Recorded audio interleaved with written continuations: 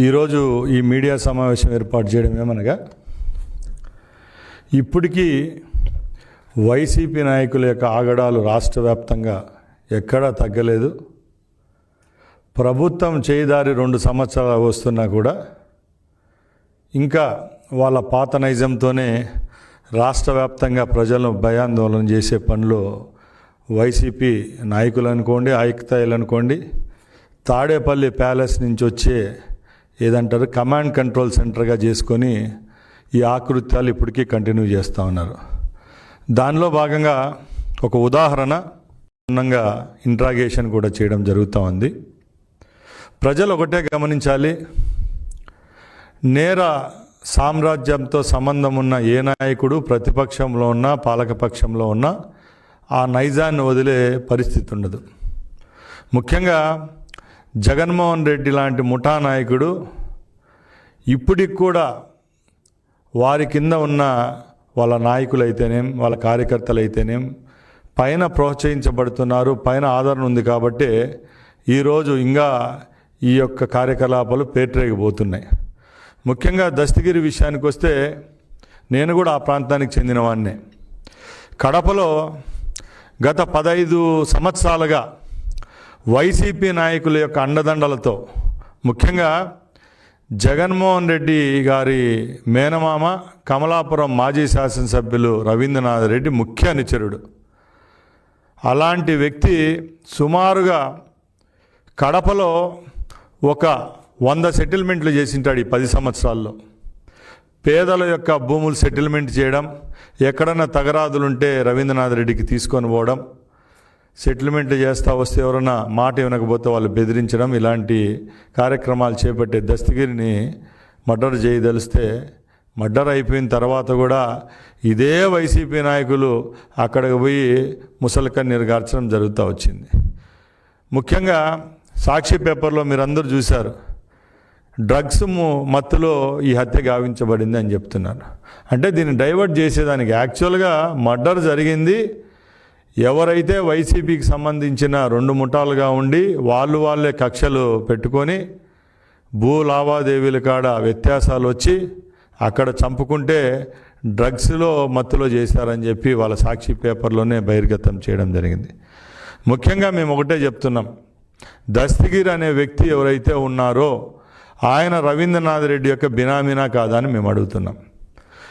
ఈరోజు దస్తగిరి ఇంట్లో పోలీసు వాళ్ళు చెకప్ చేస్తే 100 కోట్ల రూపాయలు ఆస్తులకు సంబంధించి డాక్యుమెంట్లు జరగడం జరిగింది. ఆ డాక్యుమెంట్లలో రవీంద్రనాథ్ రెడ్డి గారి సతీమణి పేరు ఉన్నాయి, డాక్యుమెంట్స్ ఉన్నాయి, అలాగే వాళ్ళ అబ్బాయి పేరు మీద ఉన్న డాక్యుమెంట్స్ కూడా ఉన్నాయి. ఇవన్నీ ఇంతగా బహిర్గతం అవుతా వస్తూ ఉన్నా కూడా నిమ్మక నీరెత్తిన విధంగా ఈరోజు వైసీపీ వాళ్ళు దాన్ని తప్పుదారి పట్టే పరిస్థితిలో ఉన్నారు. ఈ ప్రభుత్వం కూడా ఒక్కొక్కటిగా ఎక్కడ ఇలాంటి తప్పు చేస్తున్నప్పుడు డిపార్ట్మెంట్ కూడా ఎక్కడ వేమరపాటు లేకుండా ఇన్వెస్టిగేషన్ చేస్తూ వచ్చింది. ఈ హత్య జరుగుతానంటే ఏదైతే కడప ఎస్పీ గారి నేతృత్వంలో కమిటీ ఏర్పాటు చేసి దీన్ని క్షుణ్ణంగా పరీక్షించేటప్పుడే అక్కడ ఎవరైతే వైసీకి సంబంధించిన డిప్యూటీ మేయర్ బండి నిత్యానంద రెడ్డి ఉన్నాడో ఆయన పేరు రావడంతో అప్పుడు ఆయన కేసు పెట్టడం జరుగుతూ వచ్చింది. ముఖ్యంగా మేము ఒకటే చెప్తున్నాం, ఈ రోజుకి కూడా ఎక్కడ వాళ్ళు ఉన్న కుట్రపూరిత కోణాలు అయితే ఎక్కడ తప్పడం లేదు. ముఖ్యంగా ఆ రోజు జగన్మోహన్ రెడ్డి ప్రతిపక్ష నాయకుడిగా ఉన్నప్పుడు వివేకానంద రెడ్డిని హత్య చేసింది ఎవరు ఆయనకు క్షుణ్ణంగా తెలిసినా కూడా ఆ రోజు చంద్రబాబు నాయుడు గారి మీద నెపం జల్లి సాక్షి పేపర్లలో ఇంకా వాళ్ళకు అనుకూలమైన మీడియాల్లో నారాసుర రక్త చరిత్ర అని చెప్పి వాళ్ళు ఒక ట్యాగ్ లైన్ ఇచ్చి ఇప్పుడు ముఖ్యమంత్రి ఆ రోజు ప్రతిపక్ష నాయకుడైన మా నాయకుని మీద బురద చల్లడం జరుగుతూ వచ్చింది. అది ఎలక్షన్లలో లాభం పొందేదానికి ఆ రోజు ఆ పని చేశారు. ఇప్పటికి కూడా ఇదే కోణంలో దస్తగిరిని కూడా చంపింది వైసీపీ వాళ్ళే. దీని వెనకాల ముఖ్య పాత్ర వైసీపీకి సంబంధించిన ముఖ్య నాయకులు, మాజీ శాసనసభ్యుడు అనుకోండి, మాజీ మేయర్ అనుకోండి, అంతా జగన్మోహన్ రెడ్డి కనుసన్నల్లో జరిగిందని మేము ఆరోపిస్తున్నాం. అలాగే నేను ఒకటే చెప్తున్నా, ఈ హత్య జరిగినప్పుడు జగన్మోహన్ రెడ్డి గారు సొంత జిల్లాలోనే ఉన్నారు. రాష్ట్ర వ్యాప్తంగా ఎక్కడ ఏ చిన్న హత్య జరిగినా లేకపోతే చిన్న రచ్చ జరిగినా కూడా జగన్మోహన్ రెడ్డి గారు దండయాత్ర పేరుతో వాళ్ళ ఇళ్ళకి పోయి పర్యటించే రోజులు చూసాం ఈ 2 సంవత్సరాలుగా. ఆయన సొంత జిల్లాలో జరిగినప్పుడు ఎందుకు పోలేదని మేము ఆయన ప్రశ్నిస్తూ ఉన్నాం. ఎక్కడికి పోతుంది ప్రజాస్వామ్యంలో? తప్పులు చేసేది మీరు, బురద జల్లేది ప్రతిపక్షం అనుకోండి, మీ పాలపక్షంలో ఈ రోజున మా మీద మీరు బురద జల్లుతూ వస్తున్నారు. దీని మీద సరైన సమాధానం చెప్పేదానికి జగన్మోహన్ రెడ్డి గారు ఉన్నారా అని అడుగుతున్నాం. మేము ఒకటే సవాలు విసురుతున్నాం. ఆ రోజు 5 సంవత్సరాలు మీరు పాలకపక్షంలో ఉండి రాష్ట్ర వ్యాప్తంగా దారుణంగా మారణకాండ చేస్తూ వస్తే ఆ రోజు కూడా తెలుగుదేశం పార్టీ కార్యకర్తలు, రాష్ట్ర ప్రజలు చేసిన ఉద్యమాల వల్లే ఈరోజు మీరు ఏదైతే 11 సీట్లకు అయిపోవడం, మేము రూలింగ్లోకి రావడం జరుగుతూ వచ్చింది. ఇప్పటికి కూడా రాష్ట్ర వ్యాప్తంగా ప్రజలను భయభ్రాంతులు చేసే పరిస్థితిలో వైసీపీ నాయకులు ఉన్నారని మేము ఆరోపిస్తున్నాం. ముఖ్యంగా ఈ కడప సంఘటన అయితే చాలా దురదృష్టకరం. ఎందుకంటే మీరే సంఘ విద్రోహ శక్తులను ప్రోత్సహిస్తారు, మీరే వాళ్ళని పట్టుకొని సెటిల్మెంట్లు చేస్తారు, మీరే వాళ్ళు చనిపోయిన తర్వాత మీరే చంపించి ఎదుటి పార్టీ మీద బురద జల్లే పరిస్థితి ఉంది తప్పక ఎక్కడ మీలో చిత్తశుద్ధి, నిజాయితీ లేదని చెప్పి మేము చెప్తా ఉన్నాం. అలాగే ఈ సంఘటన విషయానికి వస్తే దస్తగిరి యొక్క పూర్వాపరాలు తీయండి.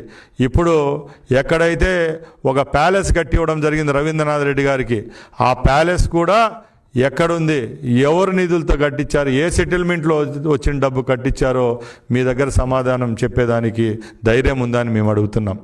ఇదే దస్తగిరి పేరుతో అతను మర్డర్ అయిన తర్వాత సుమారుగా వందలాది కంప్లైంట్లు కడప పోలీస్ స్టేషన్లో వస్తూ ఉన్నాయి. మేము ఒకటే చెప్తున్నాం, ఈ ప్రభుత్వం చిత్తశుద్ధిగా ఇన్వెస్టిగేషన్ చేస్తుంది. దీనికి కారకులైన బామర్దులైనా కానీ వాళ్ళ యొక్క ముఖ్య అనుచరులను ఎవరినైనా కూడా బొక్కలో నుంచి తీసుకొని వచ్చి లోపలేసేదానికి ప్రభుత్వం పనిచేస్తుందని సభాముఖంగా తెలియజేసుకుంటున్నాం. నేర సామ్రాజ్యాలు స్థాపించడం, దాన్ని ముందుకు తీసుకొని పోవడం కేవలం జగన్మోహన్ రెడ్డి గారికే చెల్లుతుందని చెప్పి నేను తెలియజేసుకుంటున్నా. ముఖ్యంగా ఈ సంఘటన జరిగిన తర్వాత కడపలో ఒక భయం అనేది స్టార్ట్ అయింది వైసీపీ వాళ్ళల్లో. మనము తప్పులు చేస్తున్నాం, పోలీసులు ఉదాసీనంగా ఉండేవాళ్ళు గత ప్రభుత్వంలో. ఈ ప్రభుత్వంలో ఈ తప్పు జరిగిన నిమిషాల్లోనే మా స్థానిక పోలీసులు, ఎస్పీ స్పందించడంతోనే ఈ కేసు యొక్క పురోగతి చెందుతూ వచ్చింది. ఈరోజు మేము ఒకటే చెప్తున్నాం, ఏవైతే ఆధారు దస్తగిరి కుటుంబానికి సంబంధించి వాళ్ళ ఇంట్లో దొరికిన పేపర్లే బహిర్గతం చేస్తాం. తప్పకుండా ఎవరైతే ఈ కేసులో నిందితులు ఉంటారో వాళ్ళను ఊచలు లెక్క పెట్టే విధంగా ఈరోజు మా ప్రభుత్వం పనిచేస్తుందని తెలియజేసుకుంటూ, అలాగే ఎవరి యొక్క భూములు లాక్కున్నారో వాళ్లకు ఆ భూములు అందే విధంగా ఈ ప్రభుత్వం, చంద్రబాబు నాయుడు గారి ప్రభుత్వం చర్యలు తీసుకుంటుందని నేను తెలియజేసుకుంటున్నా. అలాగే ఈ వైసీపీ పార్టీ యొక్క ముఠాకోర్ రాజకీయానికి 2-3 ఉదాహరణలు చెప్తాను. అనంతబాబు మనందరికీ తెలుసు. ఎవరైతే ఆయన డ్రైవర్గా పనిచేసిన వ్యక్తినే చంపేసి డిక్కీలో వేసి డోర్ డెలివరీ చేసిన అనంతబాబు ఒక పెద్దల సభకు సభ్యుడు. అలాంటి అతను నిన్న రాజమండ్రిలో దొరకడం జరిగింది. మేము జగన్మోహన్ రెడ్డి గారిని అడుగుతున్నాం, ఎక్కడైనా మీలో నీతి, నిజాయితీ, చిత్తశుద్ధి అనేది ఉంటే పెద్దల సభకు నువ్వు ఒక చిన్నవాడిని పంపించావు, అలాంటి వాడిని ఇప్పటికైనా రాజీనామా చేయించి ప్రజల్లోకి రేపు ఎలక్షన్లో నిలబెట్టి గెలిపించుకుంటే శక్తి నీకుందా అని చెప్పి జగన్మోహన్ రెడ్డికి మేము ప్రశ్నిస్తూ ఉన్నాం. ప్రతి ఒక్క జిల్లాలో ఒక 10 గ్యాంగులు ఉన్నాయి. ఈరోజు ప్రకాశం జిల్లాలో మొదలు పెడితే శ్రీకాకుళం జిల్లా వరకు యథేచ్ఛగా మీరు ఆ రోజు చేసిన దాష్టికాలకు మిమ్మల్ని పక్కన కూర్చొని పరిస్థితి ప్రభుత్వం చేస్తూ ఉంది. తప్పకుండా ఈ ప్రభుత్వం ప్రజల పక్షాన పనిచేస్తుంది. గౌరవ ముఖ్యమంత్రి చంద్రబాబు నాయుడు గారి నాయకత్వంలో రౌడీయిజం, ముఠాకోర్తనాన్ని అణిచివేసే విధంగా ఈ యొక్క పోలీస్ శాఖ పనిచేస్తుందని తెలియజేసుకుంటూ, ముఖ్యంగా మేమందరం కడప జిల్లా వాసులమే. ఈ రోజుకి ఒకటే చెప్తున్నాం, కడప జిల్లాలో ఎప్పుడూ లేని విధంగా ఉమ్మడి కడప జిల్లాలో వైసీపీ పార్టీ భూస్థాపితం జరిగింది. మొన్న జరిగిన జెడ్పీటీసీ ఎలక్షన్లలో ఉమ్మడి జిల్లాలో 2 స్థానాలు పోటీ చేస్తే 2 స్థానాల్లో ఏదైతే ఓటమి పాలు చూసింది. ఇప్పటికి కూడా ప్రజలను హింసించే పని, భయభ్రాంతులు చేసే పని చాలించండి. ప్రజాక్షేత్రంలో ఎవరైతే అభివృద్ధికి సంక్షేమానికి కట్టుబడి ఉండి ప్రజల పక్షాన పనిచేస్తారో అలాంటి నాయకత్వాన్ని రాష్ట్ర ప్రజలు కోరుకున్నారు. రేపు రాబోయే కాలంలో కూడా అదే కోరుకుంటారని తెలియజేసుకుంటూ, జగన్మోహన్ రెడ్డి తాడేపల్లి ప్యాలెస్ ఇన్స్ట్రక్షన్స్తో రేపు రాబోయే కాలంలో ఇలాంటి సంఘటనలు జరుగుతాయి. మేము చెప్తున్నాం, ప్రజలకు కూడా ఒకటే చెప్తున్నాం, మీరు ఇప్పుడైనా దగాకోరు జగన్మోహన్ రెడ్డి మాటలు నమ్మొద్దండి.